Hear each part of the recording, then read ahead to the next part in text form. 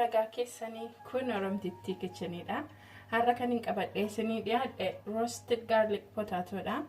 Tarii afaan Oromootiin dinnicha waadame jechuu dandeenya. Hin beeku. Wanti nu barbaachisu kana as keessaa ashaboon qaba. Black pepperin afaan Oromootiin maal akka ta'e hin beeku, garuu naannoo keenya qunda barbaree jenna. Naannoo keessanitti immoo afaan Oromootiin maal akka jedhamu iddoo kommentiitti naa barreessaa. Footoo isaa akkuma asirratti argaa jirtanii jechuudha isa. Inni nu barbaachisu inni baay'ee barbaachisaan dinnicha, qullubbiidha, rosemariiniidha. Qullubbii daakuunis jira. Tastiidhaaf baay'ee mi'aa. Extra virgin olive oilidha. Kanatu nu barbaachisa. Amma dinnichaan qulqulleessa. Gurguddisnee baay'ee haphisneetu hin ta'in. Gurguddisnee akkasitti murraa. Akkasitti mummureeni akkasitti order godheen mikroo keessa daqiiqa 5 turseen deebi'ee dhufa. Kunoo daqiiqa 5 booda dinnichi koo kana fakkaata. Amma warra kana walitti makaa jechuudha. Warra dinnichicha naa mi'eessuun walitti makaa. Sila sinitti meera ashaboo, black pepper, asitti rosemariiniin dabala. Rosemariinii fresh isaa fayyadamdan moo gaariidha. Ani gogaa isaatti fayyadama. Kun qullubbii daakamaadha. Flavor isaatiif itti fayyadame. Qullubbii sadiidhaas nan fayyadama, maaliif fooliin isaa barbaachisaadha waan ta'eef.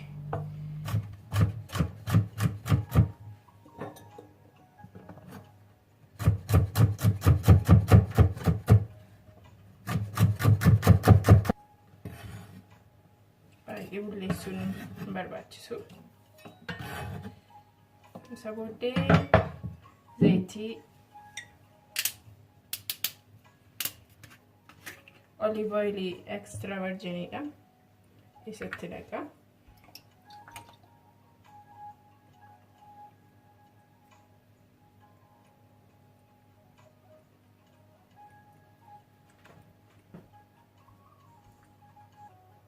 Kana fakkaata. Isa booddee dinnichaan itti naqaa jechuudha. Dinnicha kootti naqee daqiiqaa 15 fi akka inni wal keessa wal nyaatee dhandhama mi'eessituu warra walitti makee fudhatuu fi qadaadeen kaa'a. Isa booddee fidee isinitti agarsiisa. Daqiiqaa 15 booddee kana fakkaata. Amma oofniin gashaa jechuudha. Ovenii koo baneera, silan bane baay'ee ho'a isaa ol kaaseen bane 250 irraan kaa'ee amma achi keessan gashachuudha. Kun abidda keessa ture, oveniidhuma keessatti itti bane. Zayitii xinnootti naqee kanarra naqachuudha akkasittiin.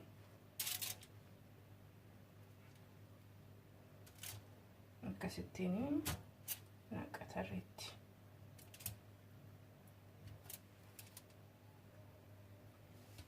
Akkasittiin tuula.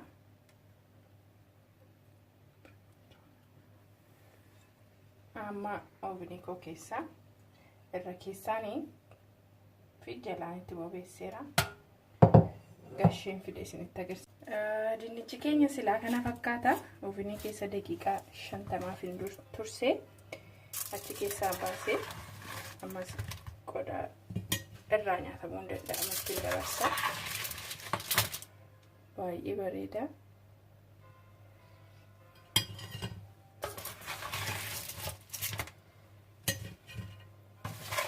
Baay'ee gubaadha abidda keessaa baasee.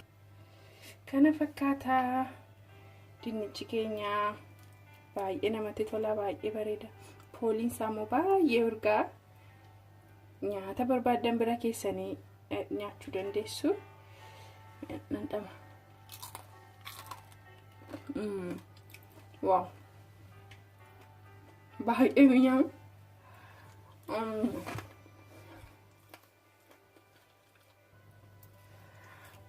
kana fakkaata baay'ee minyaa baay'ee crispyidha hojjetadhaati nyaadhaatti bohaaraa sakooti yeroo kan biraa immoo hojii kan biraadhaan walitti deebina nagaatti